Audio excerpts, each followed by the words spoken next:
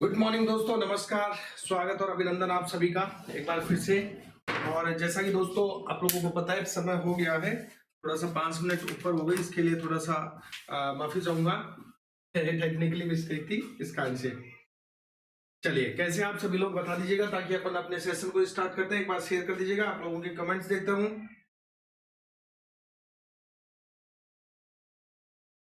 Audio video के लिए आप बता दीजिए एक बार ताकि अपन सेशन को आगे शुरू करें। चलिए, हाँ जी, ओके, चलिए शुरू करते हैं। आज के इस सेशन को प्रारंभ करते हैं। बीच बीच में आप लोगों के कमेंट्स भी लेते रहेंगे, कोई दिक्कत नहीं है, ठीक है। अब प्रारंभ करते हैं अपन आज के अपने इस सेशन को। और कल अपन ने देखा था कि अपन ने मधुमक्खी पालन पूरा कर लिया था, एपीकल्चर पूरा कर लिया था दोस्तों। अब हम जो बात करने वाले हैं वो करने वाले किस पर, सेरीकल्चर पर बात करने वाले हैं। अगला अपना टॉपिक है, तो टॉपिक नंबर 2 हेडिंग लगाएंगे। टॉपिक नंबर 2 हेडिंग लगाइए, सेरीकल्चर। नंबर 2 हेडिंग लगाइए दोस्तों, रेशम कीट पालन। रेशम कीट पालन, रेशम कीट पालन हेडिंग लगाएंगे। और रेशम कीट पालन को कहते हैं सेरीकल्चर, जो भी लिखवा दूंगा मैं, तो कहते हैं सेरीकल्चर। सेरीकल्चर क्या होता है? तो आधुनिक वैज्ञानिक विधियों को अपनाते हुए यदि हम रेशम कीट का पालन करें तो इसी को सेरीकल्चर कहते हैं। तो पहली लाइन यहां पर क्या लिखेंगे, लिखो, आधुनिक वैज्ञानिक विधियों को नोट कीजिए, साथ में नोट करोगे तभी वास्तविक एहसास होगा आपको पढ़ने का, तभी मजा आएगा, तभी वास्तविक एहसास होगा पढ़ने का। ये बात ध्यान रखना, नोट करोगे तभी। देखो, आधुनिक वैज्ञानिक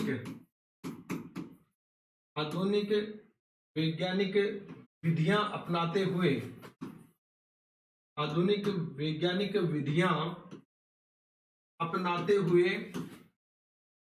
वैज्ञानिक विधियां अपनाते हुए रेशम कीट का पालन करना, रेशम कीट का पालन करना, रेशम कीट का पालन करना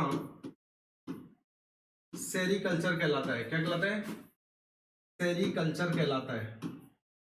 वो था एपीकल्चर, मधुमक्खी पालन, और ये है सेरीकल्चर। सेरीकल्चर कहलाता है। कई बार सीधा प्रश्न ही पूछ लेता है, जब एग्जामिनर का माइंड बिल्कुल ऐसा हो कि मुझे तो एकदम निम्नतम स्तर का क्वेश्चन पूछना है, तो ऐसी स्थिति में सीधा सीधा ही प्रश्न पूछ लेता है कि रेशम कीट पालन क्या है, तो सेरीकल्चर है। सेरीकल्चर क्या है, तो रेशम कीट पालन है, ऐसा प्रश्न भी पूछ लेता है। तो नोट कीजिए इस लाइन को।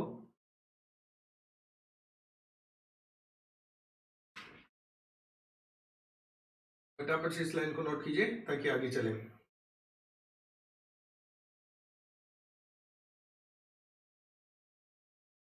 ओके, अब बढ़ते हैं आगे की ओर। देखिए, आज थोड़ा सा आप लोग लिखने में भी दुरुस्ता रखना। कारण ये है कि अपन क्या करने वाले हैं, आज टॉपिक पूरा करेंगे, ठीक है।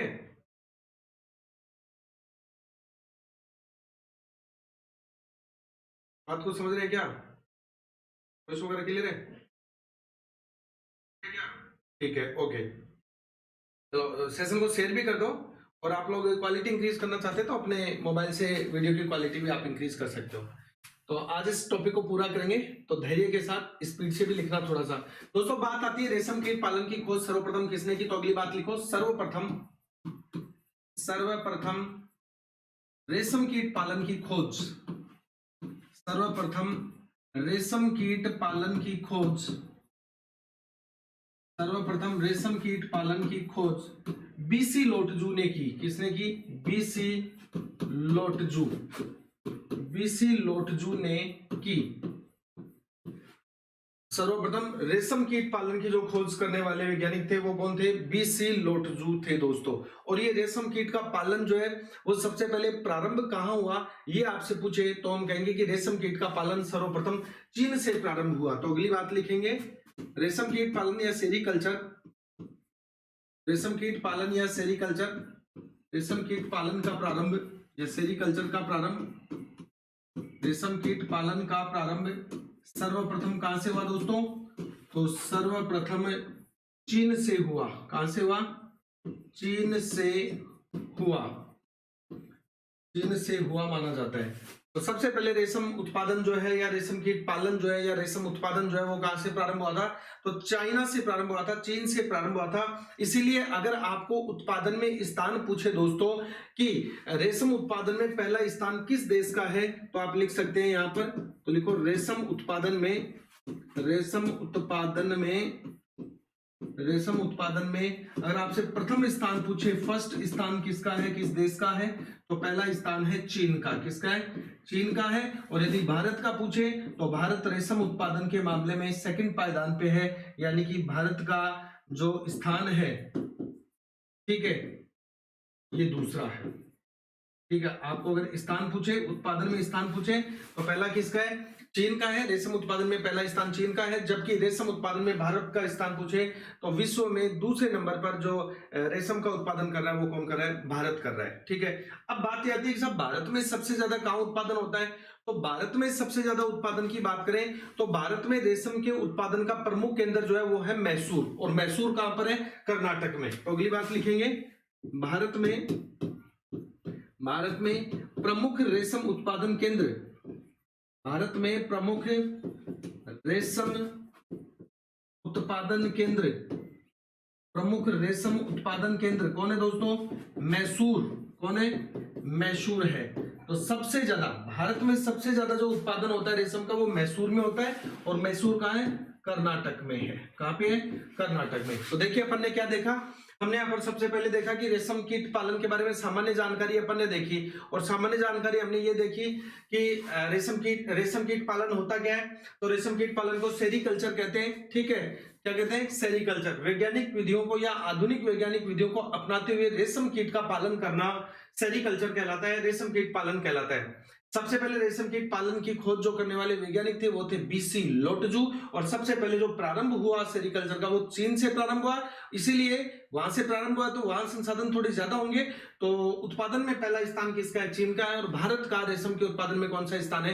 दूसरा स्थान है। फिर हमने देखा कि भारत में जो रेशम उत्पादन होता है वो कहां पर होता है सबसे ज्यादा, यानी कि भारत में रेशम के उत्पादन का प्रमुख केंद्र कौन है? तो वो है मैसूर, कर्नाटक। नोट कर लीजिए इस बात को, आगे बढ़ते हैं। नोट कर लीजिएगा इस बात को।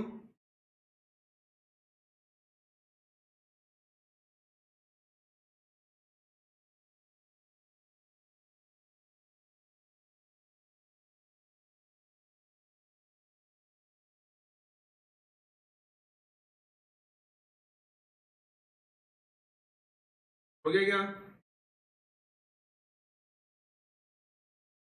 जल्दी बताओ भाई, हो गया? गुड मॉर्निंग भाई सभी को, कौन कौन जुड़ा हुआ है देख लेता हूं। हाँ भाई, खेमराज गुड मॉर्निंग, बता एस कुमारी, सभी को गुड मॉर्निंग भाई। शेयर कर दो भाई सेशन को।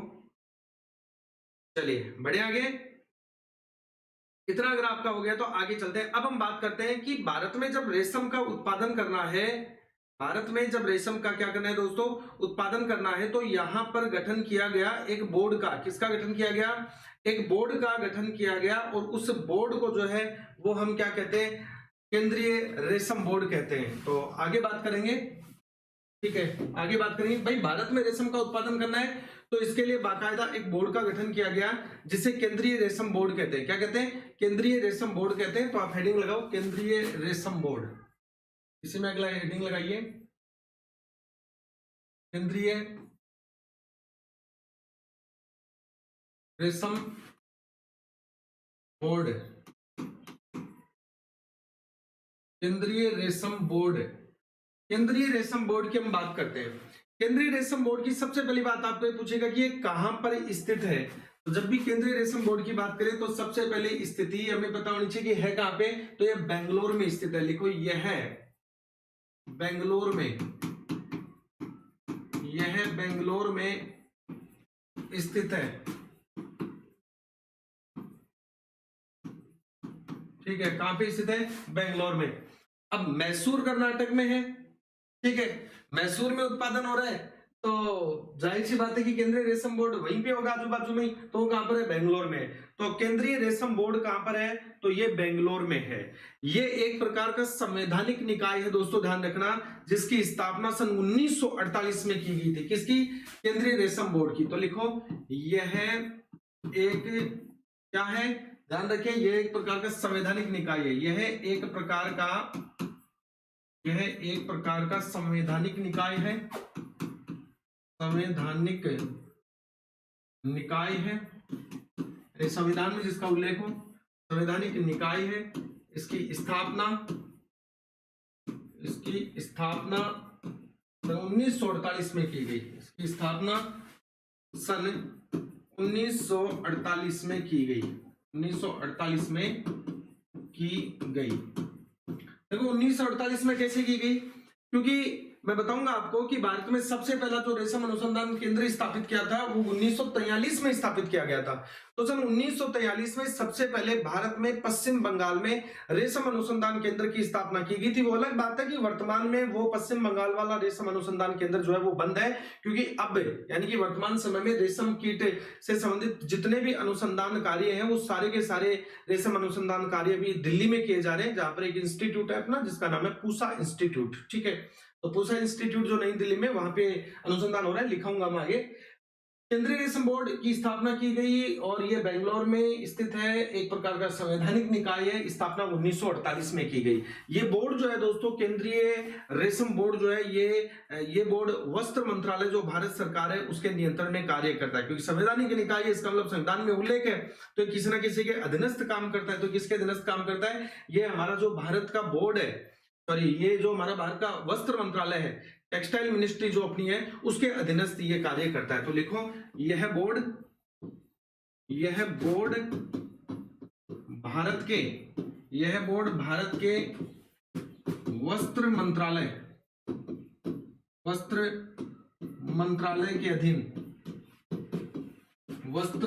के अधीन कार्य करता है। वस्त्र मंत्रालय के अधीन या नियंत्रण में कार्य करता है। ठीक है, तो वस्त्र मंत्रालय के नियंत्रण में यह कार्य करता है। केंद्रीय रेशम बोर्ड में अगर सदस्य संख्या आपसे पूछे तो भारत का जो केंद्रीय रेशम बोर्ड है दोस्तों, इसमें सदस्य संख्या है 39। देखो केंद्रीय रेशम बोर्ड में सदस्य संख्या आपसे पूछ ले, इंपॉर्टेंट है, ध्यान रखना, सदस्य संख्या। तो सदस्य संख्या है 39। कितनी है, 39 सदस्य हैं। और इस बोर्ड के जो सदस्य होते हैं उनका कार्यकाल होता है 3 वर्ष का। अगली बात लिखो, इस बोर्ड के सदस्यों का कार्यकाल या अवधि 3 वर्ष होती है। कितनी होती है, 3 वर्ष। प्रत्येक जो सदस्य है वो 3 वर्ष के लिए इसके अंदर नियुक्त होता है, कार्य करता है। केंद्रीय रेशम बोर्ड के क्षेत्रीय कार्यालय आपसे पूछ ले तो दोस्तों, केंद्रीय रेशम बोर्ड के 6 क्षेत्रीय कार्यालय। कितने क्षेत्रीय कार्यालय, रीजनल ऑफिस अगर आपको पूछे केंद्रीय रेशम बोर्ड के तो 6 हैं। कितने, 6। तो नोट करो फटाफट। बेंगलुरु में स्थित है, संवैधानिक निकाय, स्थापना 1948, वस्त्र मंत्रालय के अधीन कार्य करता है, सदस्य इसमें 39 है और इस बोर्ड के सदस्यों का कार्यकाल 3 वर्ष होता है। और इस केंद्रीय रेशम बोर्ड का रीजनल ऑफिस आपसे पूछे तो लिखो, इस बोर्ड के क्षेत्रीय कार्यालय, इस बोर्ड के क्षेत्रीय कार्यालय जो है दोस्तों, क्षेत्रीय कार्यालय, इस बोर्ड के क्षेत्रीय कार्यालय कितने, 6 हैं। रीजनल ऑफिस 6 हैं, जो कहां है बता देता हूं। ये 6 देखो कहां है, एक तो है दिल्ली में, एक तो कहां है, दिल्ली में रीजनल ऑफिस, एक दिल्ली में है, एक मुंबई में है, एक कोलकाता में है, दिल्ली में है, मुंबई में है, एक कहां है, कोलकाता में। रीजनल ऑफिस है दिल्ली, मुंबई, कोलकाता, हैदराबाद, भुवनेश्वर उड़ीसा और गुवाहाटी असम। हैदराबाद में, भुवनेश्वर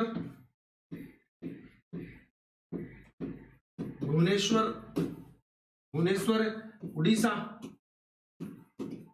ठीक है, भुवनेश्वर कहां पर है, उड़ीसा। और एक है गुवाहाटी असम में। कहां पे, गुवाहाटी असम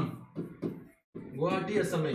तो केंद्रीय रेशम बोर्ड जो है दोस्तों, इस केंद्रीय रेशम बोर्ड की जो केंद्रीय रेशम बोर्ड का मुख्यालय जो है वो बेंगलोर में 1948 में इसकी स्थापना की गई थी। और इसके 6 जो है वो रीजनल ऑफिस है, केंद्रीय क्षेत्रीय कार्यालय है, जिनमें एक दिल्ली में है, एक मुंबई में है, एक कलकत्ता, एक हैदराबाद, एक भुवनेश्वर उड़ीसा में है, और एक गुवाहाटी और असम में। कहां पे? असम में। अब भारत की रेशम उत्पादक संस्थाएं कौन कौन सी हैं, ये बात भी पूछ ली जाती है। तो ये तो भारत में क्षेत्रीय कार्यालय है, रीजनल ऑफिस है। अब आपको प्रश्न पूछ ले अलग है, क्या पूछ ले? वो आपसे कहते कि भारत में रेशम उत्पादक संस्थाएं कौन कौन सी हैं। तो भारत में रेशम उत्पादक संस्थाएं ये रही। भारत में रेशम उत्पादक संस्थाएं, भारत में रेशम उत्पादक संस्थाएं,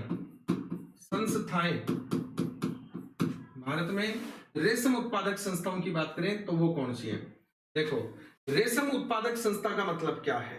रेशम उत्पादक संस्था, इस बात को आप एक बार देखिए, वापस देखिए, शुरू से आप जो है वो स्टार्टिंग से ही आप इनको याद करते चलोगे मेरे साथ साथ, तो ज्यादा बेटर होगा।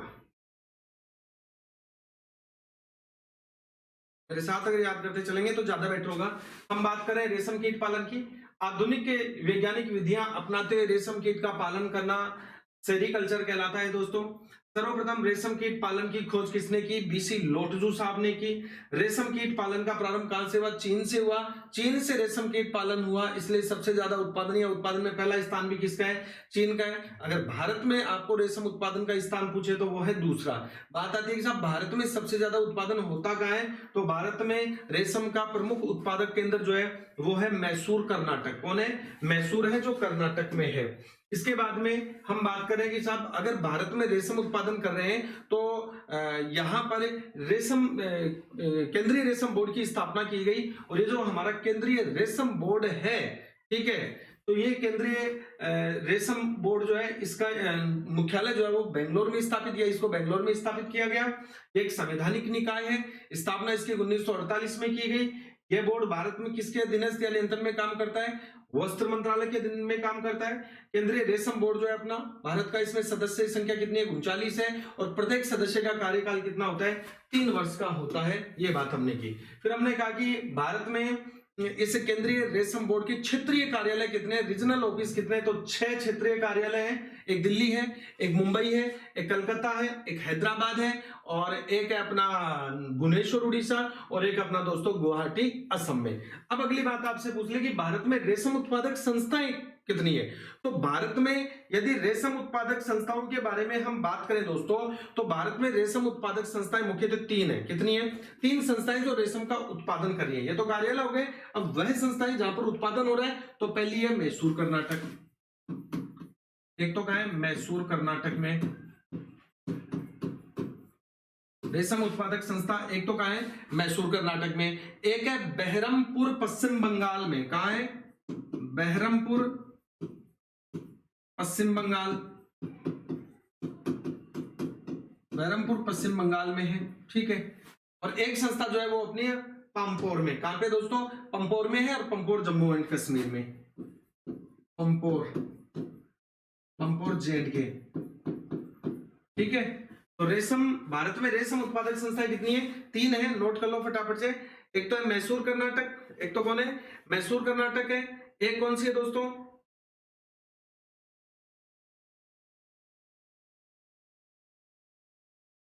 क्या ऑस्ट्रेलिया समर्पण? क्या, मेरे को पता नहीं भाई क्या आप पूछ रहे हो। देखो समय खराब मत करो, बाकी फालतू के कमेंट्स के अंदर आप लोग पढ़ाई में ध्यान दो, लगातार बने रहो, बस इसी में फायदा है। शेयर कर दो यार सेशन को। क्या इतने से बच्चे, मैं पहले ही कहा था मैं बंद कर दूंगा इस सेशन को। मैं सोच रहा हूँ इतने से बच्चे आप आओगे तो सेशन चलाने से कोई फायदा नहीं है सर। आपकी नहीं है भाई। गुड मॉर्निंग भाई विजय तिवारी। सेशन को शेयर करो यार, क्वालिटी बढ़ा लो थोड़ी सी अपने वीडियो की। इस तरह से इतने से बच्चे लाइव रहोगे तो यार मुझे तो शायद लगता नहीं कि मजा आने वाला है। ठीक है, मैं आप लोगों के फायदे के लिए पढ़ा रहा हूँ, क्योंकि अगर बहुत ज्यादा ही कमाना होता तो हम इस कोर्स को ऐप पे भी रख सकते थे, इसकी कोई बात नहीं है। ठीक है, तो भारत में रेशम उत्पादन संस्थाएं हो गई आपकी पूरी। ठीक है, अब बात आती है कि साहब भारत में ये जो यात्रा है ये प्रारंभ कहां से हुई रेशम पालन की? तो सबसे पहले क्या हुआ दोस्तों, भारत में रेशम अनुसंधान केंद्र खोला गया। और सबसे पहली बार जो रेशम अनुसंधान केंद्र खोला गया वो पश्चिम बंगाल में सन 1943 में खोला गया। तो 1943 में भारत में किसकी स्थापना होती है? पहले रेशम अनुसंधान केंद्र की स्थापना होती है, जो होती है बहरामपुर नामक स्थान पर, और बहरामपुर नामक स्थान पश्चिम बंगाल में बता ही दिया मैंने। लेकिन वर्तमान में ये अनुसंधान केंद्र कौन सा? बहरामपुर पश्चिम बंगाल वाला रेशम अनुसंधान केंद्र वर्तमान में बंद है। यहां पर रिसर्च कार्य नहीं हो रहे। वर्तमान में रिसर्च कार्य जो भी हो रहे हैं वो नई दिल्ली में हो रहे हैं। तो एक नोट डाल के लिखेंगे, एक नोट डालो यहां पर शानदार सा, और इसमें लिखो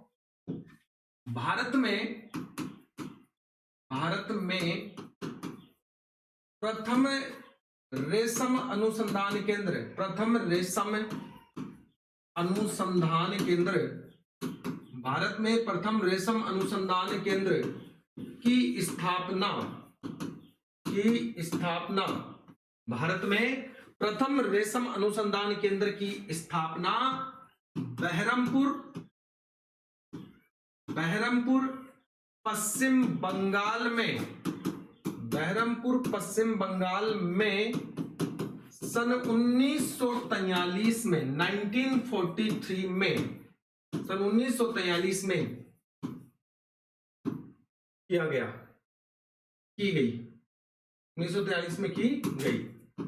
तो सबसे पहले रेशम अनुसंधान केंद्र की जो स्थापना की गई भारत में वो सन 1943 में बहरमपुर पश्चिम बंगाल में की गई। लेकिन आगे लिखो इसमें, लेकिन वर्तमान में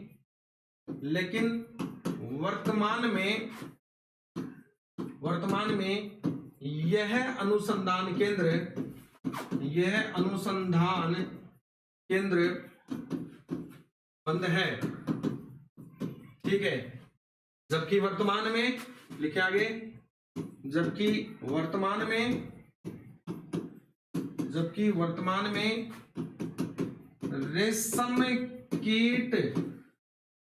रेशम कीट पालन संबंधित, वर्तमान में रेशम कीट पालन संबंधित, जबकि वर्तमान में रेशम कीट पालन संबंधित अनुसंधान कार्य, सभी अनुसंधान कार्य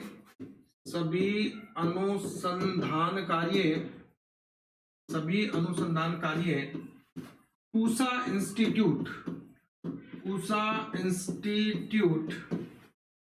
नई दिल्ली में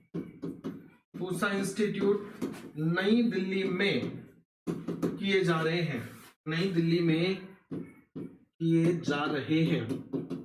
क्लियर है? आपसे पूछे कि भारत में पहला रेशम अनुसंधान केंद्र कब स्थापित किया गया, तो भारत में पहला रेशम अनुसंधान केंद्र सन 1943 में स्थापित किया गया। जो कहां पर स्थापित किया गया? जो पश्चिम बंगाल में। कहां पर स्थापित किया गया दोस्तों? पश्चिम बंगाल में स्थापित किया, बहरमपुर में। लेकिन वर्तमान में ये क्या है? बंद है, क्योंकि वर्तमान में जितने भी अनुसंधान कार्य हैं वो सारे कहां किए जा रहे हैं? नई दिल्ली में किए जा रहे हैं। और नई दिल्ली में संस्थान का नाम है कौन सा? पूसा इंस्टीट्यूट नई दिल्ली। कौन सा है? पूसा इंस्टीट्यूट नई दिल्ली है। क्लियर?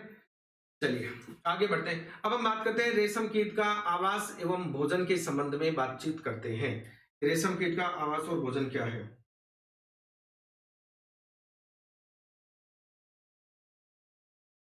देखिए, मैं संडे को एक सेशन रख दूंगा आपका, इस संडे को एक सेशन रखूंगा मैं बहुत ही शानदार, जिसमें आप लोगों को ये बताऊंगा कि किस तरह से जूनियर अकाउंटेंट बचे हुए केवल 54 डेज में, अगर आज तक भी आपने नहीं पढ़ा है तो 54 दिन में जूनियर अकाउंटेंट बनना या बनने का जो सपना है वो किस तरह से आप अपना साकार कर सकते हो। एक बहुत ही खतरनाक, जानदार, शानदार स्ट्रेटजी आपको बताऊंगा, और साथ में आपको क्या क्या बुक पढ़नी चाहिए, किस किस के लिए आपके 12 सब्जेक्ट है, सबके बारे में मैं आपको बताऊंगा संडे के सेशन में। ठीक है, लेकिन क्लास को शेयर करो यार, मजा नहीं आ रहा, कुछ भी कहो आप चाहे, बिल्कुल मुझे मजा नहीं आ रहा। ऐसे बच्चों में तो भाई साहब बिल्कुल ही आनंद ही नहीं आ रहा, कुछ भी कहो आप चाहे।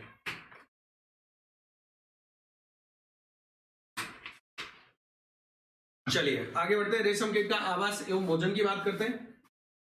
हेडिंग लगाइए, रेशम कीट का आवास एवं भोजन। रेशम कीट का आवास एवं भोजन, आवास एवं भोजन। तो रेशम कीट के आवास एवं भोजन की हम बात करें तो देखिए, रेशम कीट के आवास और भोजन की बात करें दोस्तों, तो सबसे पहली बात है कि रेशम का जो कीट है वो सहतूत की पत्तियों पर रहता है। कहां रहता है? सहतूत की पत्तियों पर रहता है, और उन्हीं को अपने भोजन के रूप में क्या करता है? खाता है। ठीक है। सहतूत जो है उसको कहते हैं इंग्लिश में मलबेरी, क्या कहते हैं, मलबेरी। और इस पर ये सिल्क का कीड़ा रहता है, रेशम का कीड़ा रहता है, इसलिए उसको मलबेरी सिल्क के नाम से भी जाना जाता है। तो मलबेरी सिल्क भी कहते हैं किसको, रेशम कीट को, क्योंकि मलबेरी यानी सहतूत, सिल्क यानी इसका खुद का नाम है, सिल्क यानी रेशम का कीड़ा, तो मलबेरी सिल्क कहते हैं। सहतूत जो है इसका अगर हम वनस्पति नाम देखें तो वो है मोरस एल्बा। क्या है दोस्तों, मोरस एल्बा है। लेकिन ये सारी बात बताने से पहले, जब रेशम कीट पालन किया जाता है तो रेशम कीट पालन के अंदर एक चीज और पूछी जाती है, वो मैं आपको थोड़ा इससे पहले बताना चाहूंगा। ठीक है, एक चीज और पूछी जाती है, रेशम कीट का वर्गीकरण। रेशम कीट का वर्गीकरण, पहले वर्गीकरण देखो, फिर हम डायरेक्ट बात करेंगे आवास वगैरह और इसके जीवन चक्र की, फिर इसके फायदे की। वर्गीकरण की बात करें तो इसका संघ जो है दोस्तों वो है एनिमेलिया, जंतु सॉरी जगत, जगत जो है एनिमेलिया, देखो जगत एनिमेलिया, एनिमेलिया यानी कि जंतु जगत है।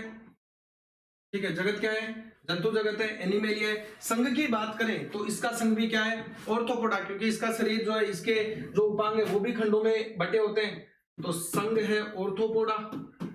संघ क्या है, ऑर्थोपोडा है। संघ क्या है इसका, ऑर्थोपोडा। जगत एनिमेलिया यानी जंतु जगत, संघ क्या है, ऑर्थोपोडा। ऑर्थोपोडा के जीवों की विशेषता बता चुका हूं, जिसके हाथ और पैर संधि युक्त होते हैं, खंड युक्त होते हैं। वर्ग की बात करें तो ये किस वर्ग में आता है, तो ये भी इंसेक्टा वर्ग में आता है, कीट वर्ग में आता है। तो इंसेक्ट लिख लो, इंसेक्टा लिख लो, या हिंदी में कीट लिख लो, इंसेक्टा लिख लो या कीट लिख लो, एक ही बात है। ठीक है, इसके अलावा गण की बात करें तो लेपिडोप्टेरा, गण का नाम क्या है इसका, तो इसके गण का नाम है दोस्तों लेपिडोप्टेरा। लेपिडोप्टेरा,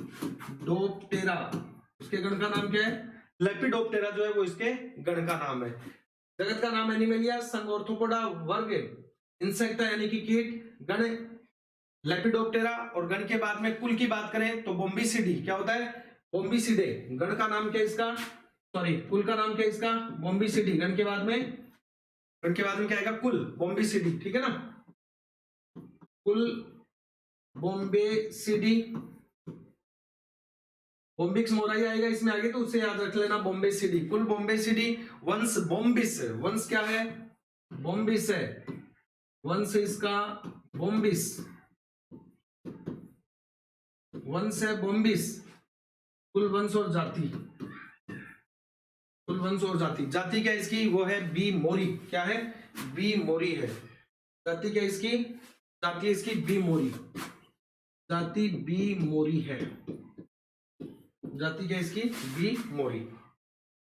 ठीक है, नोट कर लो भाई, नोट कर लो फटाफट से ही। रेशम कीट का वर्गीकरण, जगत एनिमेलिया यानी जंतु जगत, संघ ऑर्थोपोडा क्योंकि हाथ और पैर संधि युक्त होते हैं। ठीक है,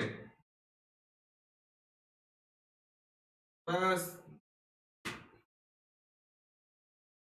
ये टॉपिक सिलेबस में किस नाम से, पूजा मारोटिया जी, सिलेबस में टॉपिक दिया हुआ है जंतुओं का आर्थिक महत्व। थंबनेल आपने देखा होगा, वहां लिखा है जंतुओं का आर्थिक महत्व। आप मेरी पहली क्लास देखो, ये 4th क्लास है, 3 क्लास हो चुकी है, स्पीड बढ़ा के उनको जरूर से देख लेना। और यहाँ से कम 3-4%, कम से कम, सबसे बड़ी यूनिट है ये, कम से कम 3 क्वेश्चन मान के चलो एग्जाम में आपके।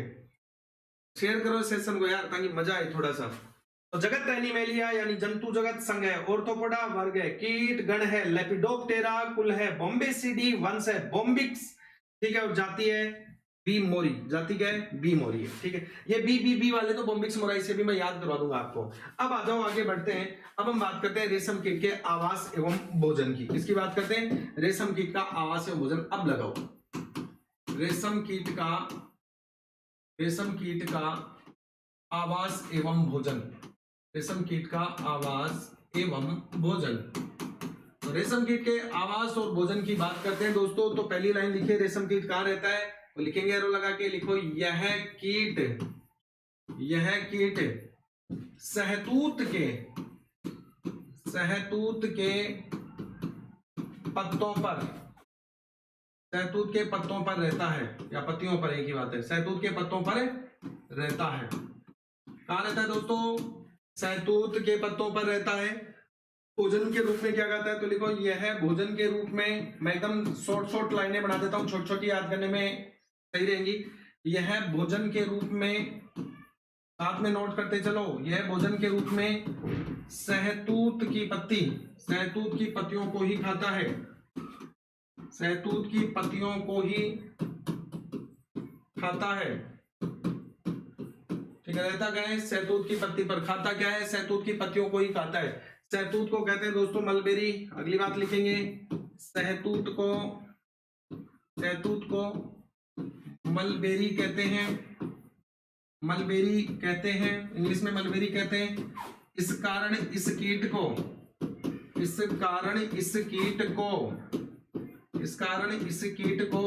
मलबेरी सिल्क कहते हैं। क्या कहते हैं, सिल्क यानी रेशम का कीट, मलबेरी यानी सहतूत पर रहने वाला। इस कारण इस कीट को मलबेरी सिल्क कहते हैं। आपसे प्रश्न पूछ ले मलबेरी सिल्क कौन है, तो रेशम का कीट को मलबेरी सिल्क कहते हैं। इस कारण इस कीट को क्या कहते हैं, मलबेरी सिल्क कहते हैं प्यारे विद्यार्थियों। और सहतूत का अगर वैज्ञानिक नाम पूछ ले तो मोरस एल्बा है, बहुत ही इंपॉर्टेंट, ध्यान रखना। देखो सहतूत का वैज्ञानिक नाम पूछ सकता है, क्योंकि आपके जंतुओं के आर्थिक महत्व के बाद में एक टॉपिक है अपना पादपों का आर्थिक महत्व, वो पूछेंगे, वहां पर ऐसी चीजें पूछेगा। तो सहतूत का वैज्ञानिक नाम वो है मोरस एल्बा। क्या है, मोरस एल्बा। ठीक है, वैज्ञानिक नाम क्या है, मोरस एल्बा। मैंने कहा था वैज्ञानिक नाम के नीचे अंडरलाइन करना। मोरस एल्बा क्या है, सहतूत का वैज्ञानिक नाम है। अब मैंने आपको स्टार्टिंग में एक बात कही थी कि रेशम कीट का जो रेशम कीट पालन का प्रारंभ जो है वो कहां से हुआ, चीन से हुआ। क्या आप में से कोई बता सकता है कि रेशम कीट पालन का प्रारंभ चीन से क्यों हुआ? ठीक है, रेशम कीट पालन का प्रारंभ चीन से क्यों हुआ, बता सकता है कोई? चीन से इसलिए हुआ दोस्तों क्योंकि चीन के अंदर सहतूत जो है वो मूल वृक्ष है। यानी आपसे पूछे कि सहतूत कहां का मूल वृक्ष है, तो सहतूत मूल वृक्ष है कहां का, चीन का। और चीन का मूल वृक्ष है, इसी कारण रेशम कीट पालन का जो प्रारंभ है वो कहां से हुआ, चीन से हुआ। तो लिखो अगली बात, लिखो सहतूत चीन का मूल पादप है, चीन का मूल पादप है। अतः रेशम कीट का प्रारंभ, रेशम कीट पालन का, है ना, अतः रेशम कीट पालन करो इसको। अतः रेशम कीट पालन का प्रारंभ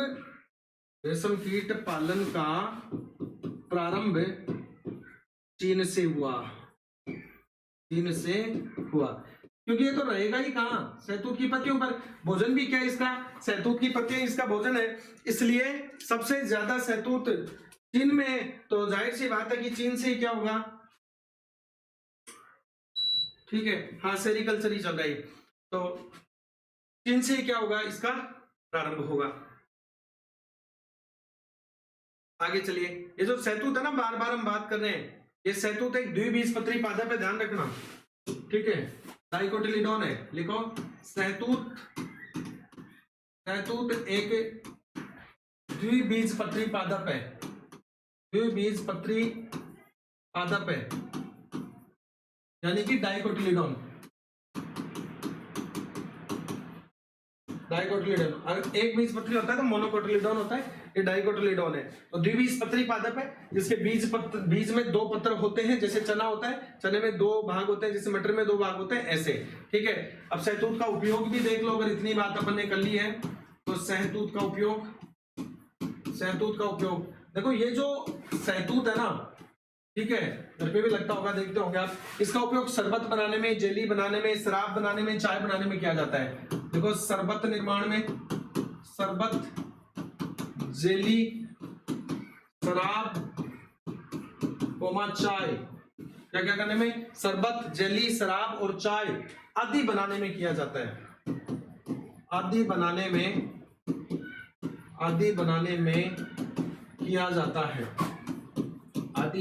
किया जाता है। किसका उपयोग, सहतूत का उपयोग करते हैं भैया। किसका करते हैं, सहतूत का उपयोग किया जाता है। क्या क्या बनाने में, शरबत, जेली, शराब, चाय आदि बनाने में शहतूत का उपयोग किया जाता है। और अब बात आती है मुख्य, ठीक है, बहुत बहुत धन्यवाद भाई मोनू। अब बात आती है दोस्तों रेशम कीट की प्रजातियों की। किसकी बात आती है? रेशम कीट की प्रजातियों की बात आती है कि रेशम कीट की कौन कौन सी प्रजातियां हैं। तो हेडिंग लगाइए, जैसे अपने वहां मधुमक्खी की प्रजातियां पढ़ी, वैसे अब यहाँ पर प्रजातियां पढ़ेंगे किसकी? रेशम कीट की। तो रेशम कीट की जो प्रजातियां हैं वो मुख्यतः 4 प्रजातियां हैं। मुख्यतः कितनी है? 4 प्रजातियां हैं, 4 प्रजातियां। और इन 4 प्रजातियों में भी एक सबसे महत्वपूर्ण है, उसी का डिस्क्रिप्शन अपन पढ़ेंगे। और जो 4 प्रजातियां हैं इनमें एक प्रजाति कौन सी है? बॉम्बिक्स मोराई, या जिसको मलबरी सिल्क कहते हैं। Bombyx mori, Bombyx mori, Bombyx mori, या इसी को क्या कहते हैं? Mulberry silk. मलबेरी सिल्क शब्द हमने काम में लिया वो इसी के लिए लिया था। और यही सबसे महत्वपूर्ण प्रजाति है, और यही वो प्रजाति लिखाऊंगा आगे जिससे सेरिकल्चर प्रारंभ हुआ। क्योंकि प्रश्न पूछता है कि रेशम कीट पालन किस प्रजाति से प्रारंभ हुआ, या सर्वप्रथम रेशम कीट पालन में कौन सी प्रजाति का उपयोग किया गया? तो बॉम्बिक्स मोराई का किया गया। इसके बाद में आती है, बॉम्बिक्स मोराई के बाद में आती है ओक रेशम। एक प्रजाति कौन सी है? ओक रेशम। एक प्रजाति कौन सी है? मूंगा रेशम। कौन सी है दोस्तों? मूंगा रेशम है, मूंगा रेशम। और एक प्रजाति है टसर रेशम। कौन सी रेशम है? टसर रेशम। कौन सी है? टसर रेशम। ठीक है, तो रेशम कीट की प्रजातियां पूछे तो रेशम कीट की प्रजातियां 4 हैं। एक का नाम है बॉम्बिक्स मोराई जिसे मलबरी सिल्क कहते हैं, एक का नाम है ओक रेशम, एक का नाम है मूंगा रेशम, एक का नाम है टसर रेशम। ये जो टसर शब्द आप सुन रहे हो ना, नोट कर लिया क्या? नोट कर लिया क्या? ठीक है, ओके। ये जो टसर आप सुन रहे हैं ना दोस्तों, इस टसर के बारे में हालांकि आगे मैं पढ़ाऊंगा आपको क्रांतियां, फिर भी मैं एक नोट लगा के यहाँ पर लिख देता हूं साथ के साथ में। टसर एक क्रांति है। क्या है? टसर। ये टसर एक क्या है? क्रांति है। कैसी क्रांति? रेशम उत्पादन से संबंधित। टसर क्रांति का संबंध किससे है? रेशम उत्पादन से। रेशम उत्पादन से, रेशम उत्पादन से है। रेशम उत्पादन से का मतलब क्या हो गया? रेशम उत्पादन से का मतलब हो गया कि रेशम के उत्पादन में वृद्धि करने के लिए, किसमें? रेशम के उत्पादन में वृद्धि करने के लिए जो क्रांति आई वो कौन थी? टसर क्रांति थी। ठीक है, तो ये हमने बात कर ली कि कौन कौन सी प्रजातियां। अब सबसे महत्वपूर्ण जो प्रजाति है इसके बारे में हम बात करेंगे। और सबसे महत्वपूर्ण जो प्रजाति है वो है दोस्तों बॉम्बिक्स मोराई। कौन सी है? तो यहाँ पर एक के बारे में ही अपने को पढ़ना, ओनली बॉम्बिक्स मोराई के बारे में लिखो। Bombyx mori, Bombyx mori. तो रेशम कीट की सबसे महत्वपूर्ण प्रजाति जिसका नाम क्या है? Bombyx mori. इसके बारे में हम चर्चा करेंगे। ठीक है, सबसे पहली बात होती है कि ये सबसे श्रेष्ठ प्रजाति है, तो इसके बारे में पहली बात लिखेंगे यहां से। पहली बात लिखिए, यह रेशम कीट की, यह रेशम कीट की सर्वश्रेष्ठ प्रजाति है। यह रेशम कीट की सर्वश्रेष्ठ क्या है दोस्तों? प्रजाति है। तो रेशम कीट की सर्वश्रेष्ठ प्रजाति का नाम है बॉम्बिक्स मोराई। अरे शेयर कर दो सेशन को मेरे भाइयों। ठीक है, रेशम कीट पालन में सबसे पहले इसी प्रजाति का उपयोग किया गया था, बताया मैंने। अब मैं आगे इसको बीएम लिखूंगा, ध्यान रखना। बॉम्बिक्स मोराई, इतना बड़ा नाम नहीं लिखूंगा मैं, बॉम्बिक्स मोराई लिखूंगा।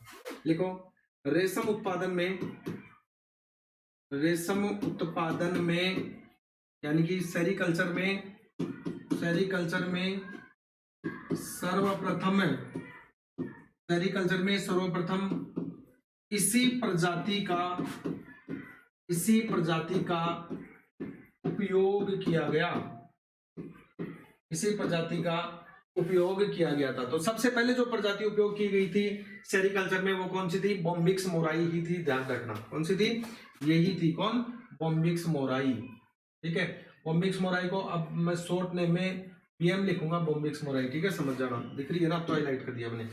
ओके, चलिए इसके बाद बॉम्बिक्स मोराई रेशम कीट की पालतू प्रजाति है, ध्यान रखना। आपसे ये पूछ ले 4 विकल्प देखिए कि कौन सी प्रजाति पालतू प्रजाति है, तो बॉम्बिक्स मोराई है। तो लिखो बीएम, रेशम कीट की, बीएम यानी बॉम्बिक्स मोराई रेशम कीट की पालतू प्रजाति है। पालतू प्रजाति है यानी इसका पालन करते हैं, रेशम प्राप्त करने के लिए इसका पालन करते हैं पालतू प्रजाति है। साथ के साथ नोट करते चलो, साथ के साथ नोट करते चलो, पालतू प्रजाति है। ये अपना पूरा जीवन चक्र जो है बॉम्बिक्स मोराई अपना पूरा जीवन चक्र कहां पूरा करती है? सहतूत की पत्तियों पर। तो लिखो बीएम बॉम्बिक्स मोराई अपना पूरा जीवन चक्र, अपना पूरा जीवन चक्र सहतूत की पत्तियों पर, सहतूत की पत्तियों पर पूरा करती है, पत्तियों पर पूरा करती है। तो बॉम्बिक्स मोराई जो प्रजाति है ये अपना पूरा जीवन चक्र कहां पूरा करती है? अपना पूरा जीवन चक्र सहतूत की पत्तियों पर पूरा करती है। ठीक है, इस प्रजाति से जो हमें रेशम प्राप्त होता है, इस प्रजाति से हमें जो रेशम प्राप्त होता है वो क्या होता है दोस्तों? सर्वोत्तम किस्म का होता है, श्रेष्ठ किस्म का होता है। तो लिखो बीएम से प्राप्त रेशम बॉम्बिक्स मोराई से, बॉम्बिक्स मोराई से प्राप्त रेशम, बॉम्बिक्स मोराई से प्राप्त रेशम सर्वश्रेष्ठ, सर्वश्रेष्ठ किस्म का होता है, सर्वश्रेष्ठ किस्म का होता है। बॉम्बिक्स मोराई से प्राप्त रेशम क्या होता है? सर्वश्रेष्ठ किस्म का रेशम होता है दोस्तों। तो ये जो सर्वश्रेष्ठ किस्म का रेशम, ठीक है, सर्वश्रेष्ठ किस्म का जो रेशम है दोस्तों, ये सर्वश्रेष्ठ किस्म का रेशम होता कैसा है? तो ये रेशम जो है ना श्रेष्ठ रेशम, तो लिखो श्रेष्ठ रेशम। तो श्रेष्ठ रेशम दो प्रकार का होता है, कौन कौन सा? एक तो होता है सफेद, सफेद रंग का, और एक होता है पीला, पीले रंग का। सफेद और पीला। श्रेष्ठ रेशम किस रंग का होता है? सफेद और पीले रंग का होता है। ठीक है, अब किस तरह से इसका जीवन चक्र चलता है तो वो मैं आपको पूरा एक डायग्राम के माध्यम से समझा देता हूं, इसको बहुत ही बढ़िया तरीके से ध्यान देना। के लिए मेरे को पूरा पेज चाहिएगा, इधर अपन और बातें लिख लेंगे, मैं इसका पूरा जीवन चक्र आपको यहाँ पे समझा देता हूं। तो बॉम्बिक्स मोराई का जीवन चक्र, बॉम्बिक्स मोराई का जीवन चक्र देखिए दोस्तों बहुत ही सिंपल है। फिर इसको वैसे मुझे लगता नहीं फिर लिखाने की जरूरत पड़ेगी, मोटी मोटी बातें लिखा दूंगा, वो बाकी बोल दूंगा, तो सुन लो अच्छे से। देखो ये है दोस्तों रेशम कीट की पत्तियां, सॉरी सहतूत की पत्तियां। ठीक है, ये तो क्या है? ये है सहतूत की पत्तियां, सहतूत की पत्तियां, सहतूत की पत्ती है। इस सहतूत की पत्ती पर कौन रहता है? Bombyx mori. ये है बॉम्बिक्स मोराई कीट, कौन है दोस्तों? ये बॉम्बिक्स मोराई है, तो ये है बीएम बॉम्बिक्स मोराई। ये बॉम्बिक्स मोराई क्या करता है? ये इस सहतूत की जो पत्ती होती है, इस सहतूत की पत्ती पर अंडे देती है। बॉम्बिक्स मोराई क्या करता है दोस्तों? सहतूत की पत्तियों पर क्या देता है? सहतूत की पत्तियों पर बॉम्बिक्स मोराई क्या देता है? अंडे, एग देता है, अंडे देता है। इन अंडों से एक लार्वा बनता है। क्या बनता है अंडों से? तो अंडों से बनता है दोस्तों लार्वा, अंडों से एक लार्वा बनता है। ठीक है, और ये जो लार्वा बनता है, इस लार्वा का नाम है कैटरपिलर। अंडे से बन गया एक इस तरह से कीड़े की संरचना जो है, जिसे हम कहेंगे लार्वा। क्या कहेंगे इसको? इसको हम कहते हैं लार्वा कहते हैं दोस्तों, और इस लार्वा का नाम है कैटरपिलर। क्या नाम है? कैटरपिलर। अब आपको यहाँ पर एक बात तुरंत माइंड में आ जानी चाहिए, क्या कि रेशम कीट के लार्वा का नाम क्या है? तो कैटरपिलर है। लिख देता हूं, देखो ये जो जगह रखी थी ना वो ऐसी चीजों के लिए रखी थी। ठीक है, लार्वा, रेशम कीट का लार्वा क्या नाम है? Caterpillar, caterpillar. रेशम कीट के लार्वा का नाम क्या है? कैटरपिलर। यहीं से दो बातें और एक्स्ट्रा ध्यान रखना, आपसे पूछे मधुमक्खी का लार्वा, कल लिखा नहीं था अपन ने, मधुमक्खी का लार्वा, तो मधुमक्खी के लार्वा का नाम है दोस्तों मेगट। क्या नाम है? मेगट नाम है। और यहीं से आपको यदि मेंढक का लार्वा पूछे तो मेंढक का जो लार्वा है, इस मेंढक के लार्वा का नाम है टेडपोल। क्या है? टेडपोल है। क्या है? टेडपोल। ठीक है, तो रेशम कीट के लार्वा का नाम कैटरपिलर, मधुमक्खी के लार्वा का नाम मेगट, और मेंढक के लार्वा का नाम टेडपोल। तो सहतूत की पत्तियों पर बॉम्बिक्स मोराई ने अंडे दिए, अंडे से बना लार्वा, लार्वा से बना कैटरपिलर। जो लार्वा है इसका नाम है कैटरपिलर। ये जो कैटरपिलर बना है दोस्तों, इस कैटरपिलर में देखिए क्या खास बात होती है। ये जो लार्वा है रेशम कीट का जो कैटरपिलर है, इस कैटरपिलर में खास बात यह होती है कि इसमें रेशम की ग्रंथियां पाई जाती हैं। क्या पाई जाती हैं? रेशम की ग्रंथियां पाई जाती हैं इस तरह से। तो ये क्या है? ये है कैटरपिलर में रेशम की ग्रंथियां, रेशम ग्लैंड, ठीक है, सिल्क ग्लैंड है, रेशम की ग्रंथियां, सिल्क ग्लैंड है, बोले तो रेशम की ग्रंथियां हैं, ठीक है।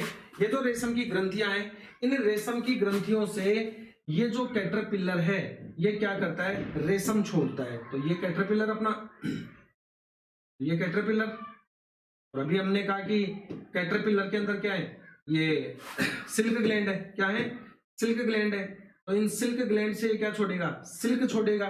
तो ये जो सिल्क छोड़ेगा, ये जो रेशम छोड़ेगा, वो रेशम इसके चारों ओर क्या हो जाएगा? लिपट जाएगा।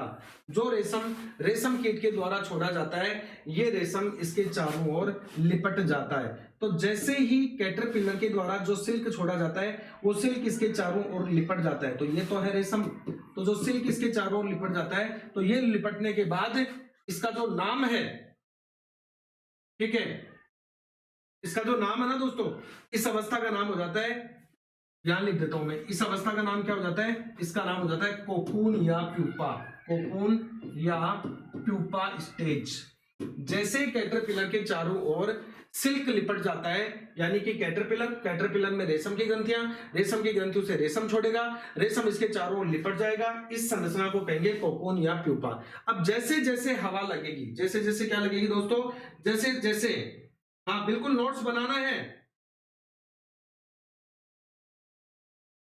सर। आपने राजस्थान के बारे में बताओ। मैं भावेश समझा नहीं, राजस्थान मतलब, अच्छा राजस्थान में कहां पे? इसके बारे में, राजस्थान में कहा है इसके बारे में पूछ रहे हो क्या?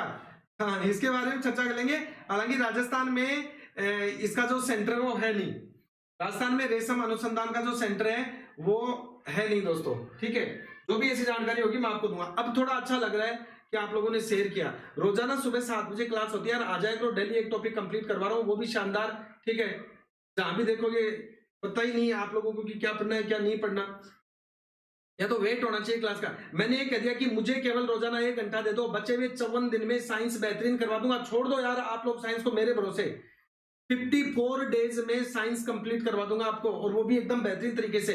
टॉपिक, फिर क्वेश्चन, ओल्ड क्वेश्चन, एग्जाम में आए हुए क्वेश्चन, बाकी सब्जेक्ट पे ध्यान दो। सिर्फ 1 घंटा और आधा घंटा रिवीजन के लिए, 1.5 घंटे का समय रख दो ओनली और ओनली साइंस के लिए, आने वाले 54 दिन के लिए। इसके अलावा कुछ नहीं करना।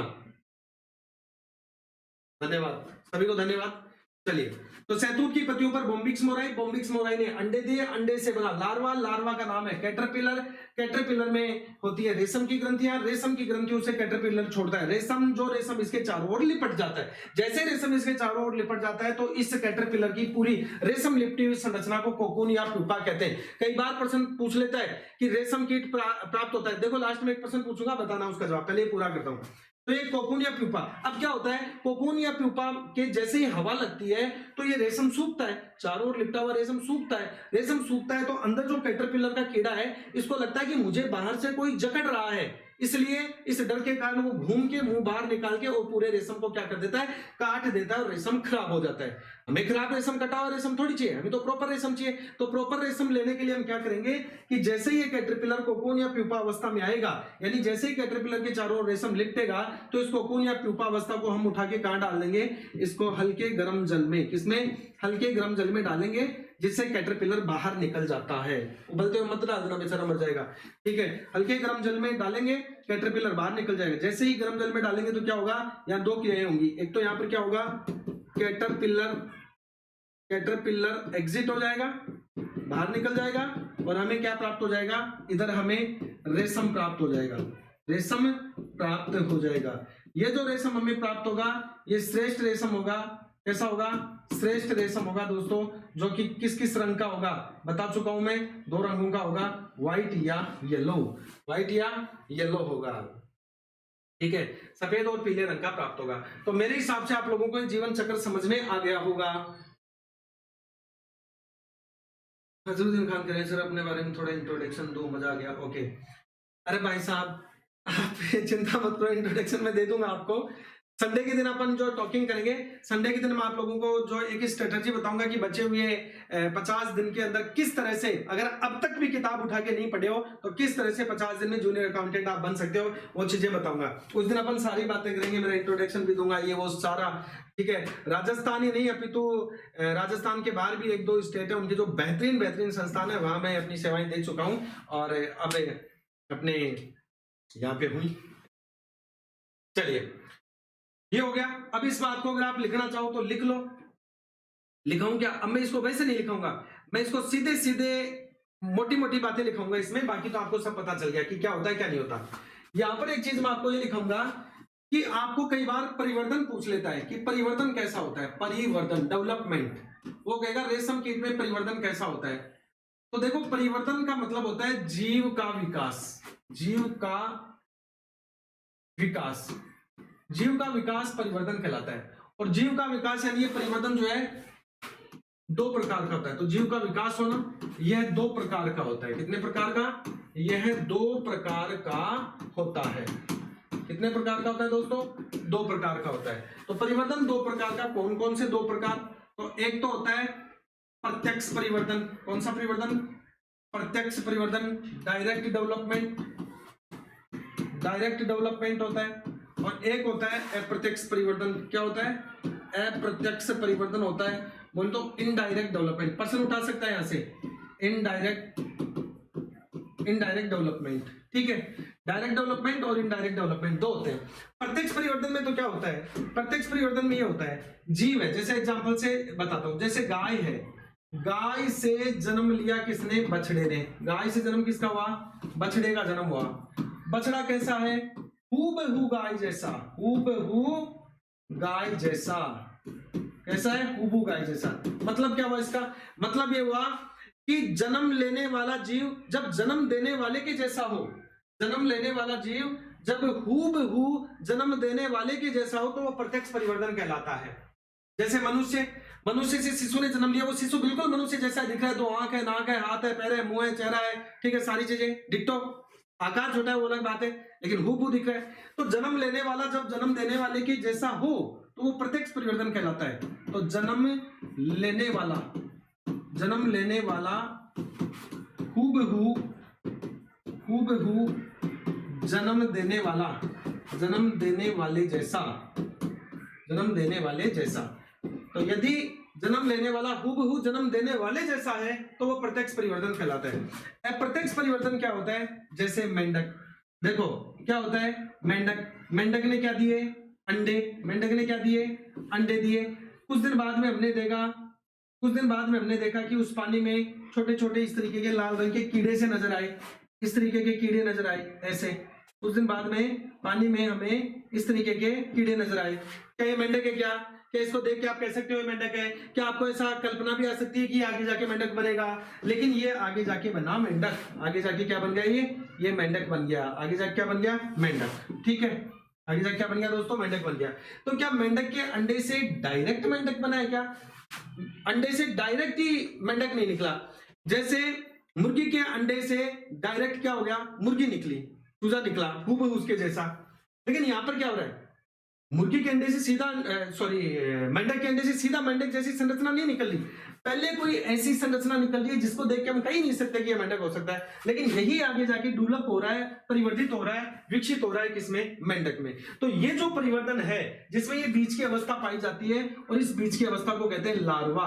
तो जिन जीवों में ये बीज की अवस्था पाई जाती है वो लार्वा अवस्था कहलाती है, और लार्वा अवस्था जिनमें होती है वो अप्रत्यक्ष परिवर्तन होता है। तो हमने कहा कि रेशम कीट का लार्वा होता है, हमने कहा कि रेशम कीट में क्या होता है? लार्वा होता है।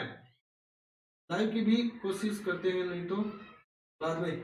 हाँ सलीम, लाइव अगर रहते हो तो ज्यादा अच्छा होता है, बहुत ही बढ़िया, ठीक है। तो मित्रों, ये जिन जीवों के अंदर लार्वा पाया जाता है वो अप्रत्यक्ष परिवर्तन। तो सीधा कहेगा कि कैटरपिलर कह देगा या रेशम का कीट कह देगा कि रेशम कीट में परिवर्तन कैसा होता है, तो आप क्या कहेंगे? अप्रत्यक्ष। क्यों? क्योंकि उसमें लार्वा अवस्था पाई जाती है। क्या नाम है रेशम कीट के लार्वा का? तो वो है कैटरपिलर। मधुमक्खी में अप्रत्यक्ष परिवर्तन। क्यों? लार्वा अवस्था पाई जाती है। क्या नाम है लार्वा का? मेगट, वो कहेगा मेंढक में हम कहेंगे अप्रत्यक्ष परिवर्तन होता है। क्यों? क्योंकि लार्वा अवस्था पाई जाती है। क्या नाम है लार्वा का? टेडपोल। क्लियर? ओके, तो ये बात मुझे यहाँ लिखने की शायद आवश्यकता है नहीं, तो अप्रत्यक्ष परिवर्तन के एग्जाम्पल यहाँ पर लिख देता हूँ किसमें होता है। तो ये रेशम कीट हो गया, तीनों के लार्वा का नाम मैं पहले लिख चुका हूं। रेशम कीट हो गया, मेंढक में हो गया और मधुमक्खी में हो गया। मधुमक्खी, तीनों में कैसा परिवर्तन पाया जाता है? तीनों के अंदर अप्रत्यक्ष परिवर्तन पाया जाता है कि जन्म लेने वाला जीव हूबहू जन्म देने वाले के जैसा नहीं होता है। अगर सेम डिट्टो होता है तो डायरेक्ट परिवर्तन कहलाता है, जैसे मनुष्य, बंदर, गाय इत्यादि के अंदर। और अब चलते हैं आखिरी बिंदु की ओर इस पॉइंट का। थोड़ा सा समय आज एक्स्ट्रा ले लूं क्या? फटाफट से कमेंट्स करके बताओ, थोड़ा सा समय एक्स्ट्रा ले लूं क्या? तब तो ये बिंदु में पूरा करवा दो ताकि आपका एक टॉपिक पूरा हो जाए आज। जल्दी कमेंट्स करके बताओ, 5 मिनट एक्स्ट्रा ले लूं क्या? अगर आप इजाजत देते हैं तो मैं 5 मिनट एक्स्ट्रा ले लेता हूं। ठीक है, जल्दी बताओ मेरे को। अब एक बात आपसे पूछता है जो नोट लगा के लिखना है। कई बार पूछता है रेशम कीट में एक रोग हो जाता है, उसका नाम क्या है? ये अकाउंटेंट 2013 में पूछा हुआ भी है। 11 या 13, यार मैं हमेशा कंफ्यूज रहता हूँ। 11 की बत्ती थी या 13 की देख लेना। ठीक है, पुरानी जो इससे पीछे हुई थी उससे पीछे वाली। रेशम कीट में सामान्यतः होने वाला रोग, रेशम कीट में सामान्यतः होने वाला रोग, रेशम कीट में सामान्यतः होने वाला रोग, तो इस रोग का नाम है पेब्रिन। क्या नाम है? पेब्रिन नाम है दोस्तों। रेशम कीट में सामान्यतः होने वाले रोग का नाम क्या है? पेब्रिन। भाई कमेंट्स करके बताओ, 5 मिनट एक्स्ट्रा लेके कंप्लीट कर दूं क्या इसको? पेब्रिन। तो जो रेशम कीट में सामान्यतः जो रोग होता है उस सामान्यतः रोग का नाम है पेब्रिन। हाँ ले लो। ओके ओके ओके, धन्यवाद। चलो, तो पेब्रिन नाम है उसका।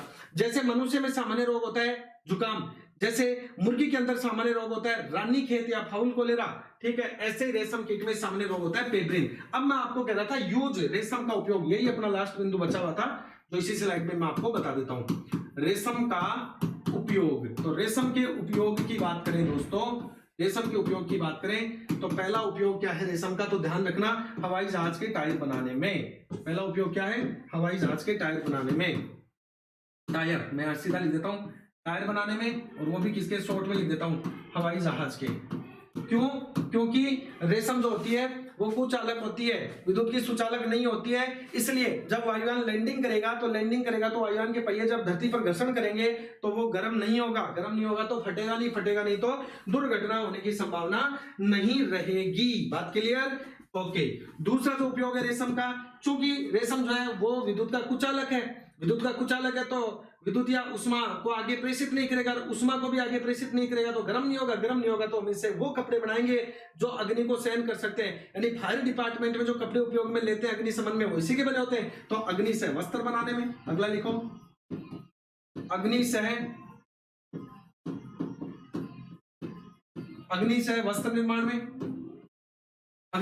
निर्माण में, इसके अलावा पर्स और बेल्ट बनाने में, जो अपन पर्स काम में लेते ना, पर्स में जो बेल्ट बांधते हो आप, बेल्ट बनाने में, पर्स और बेल्ट बनाने में भी इसका उपयोग किया जाता है। इसके अलावा दोस्तों पैराशूट बनाने में, जो उड़ने वाला होता है ना पैराशूट, वो बनाने में, पैराशूट बनाने में भी इसका क्या किया जाता है? उपयोग किया जाता है। और इसके अलावा जो छलनियां होती हैं, जिनसे चाय वाय छानते हैं अपन, ये छलनियां जो भी आप बोलते हो, ये निर्माण में, छलनियां बनाने में, छलनियां निर्माण में, और चाय वाय छानते ना, ये वाली छलनियां निर्माण में इसका उपयोग किया जाता है। और इसके अलावा इसका उपयोग वस्त्र निर्माण में किया जाता है। जैसे साड़ियां, सिल्क की साड़ियां आती ना, वस्त्र निर्माण में, जैसे सिल्क की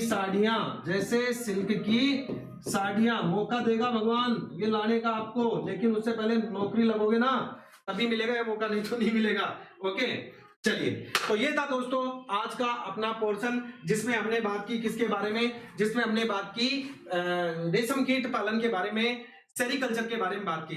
प्रारंभ में 5 मिनट में थोड़ा सा विलंब हो गया था, ठीक है, मैंने आपके 5 मिनट एक्स्ट्रा ले लिए दोस्तों, आपके समय का मैंने पूरा ध्यान रखा है, ठीक है ना। चलिए कमेंट्स करके बताओ बात समझ में आई कि नहीं आई। तो सबसे पहले जंतु के आर्थिक महत्व में हमने मधुमक्खी पालन की बात की, एपीकल्चर की बात की। इसके बाद में हमने जंतु के आर्थिक महत्व में रेशम कीट पालन की बात की। अगले सेशंस के अंदर अपन बात करेंगे, अगले वाले छोटे हैं तो एक सेशन में 2-2 3-3 हो जाएंगे, कोई दिक्कत नहीं है। जिसमें हम बात करेंगे मुर्गी पालन की, जिसमें हम बात करेंगे मत्स्य पालन की। तो कल आने वाले सेशन में आपका मुर्गी पालन और मछली पालन जो है ये 2 हो जाएंगे, और क्रांतियां भी करवा दूंगा उसमें आपकी, ठीक है। फिर उसके बाद पशुपालन छोटा सा बचता है अपना, ठीक है। रेशम किसका बना होता है? ओके, रेशम का संगठन जो है अब मैं आपको कल बता पाऊंगा ना, जब समय हो गया तो रेशम के संगठन की बात है मैं कल आपको थोड़ा सा जब रिवाइज करवाऊंगा आते ही, तो उस समय अपन जो है वो बात कर लेंगे, ठीक है। तो देता हूं वाणी को विराम, मिलता हूं कल मॉर्निंग में 7 बजे। तब तक के लिए सभी दोस्तों को जय हिंद, नमस्कार।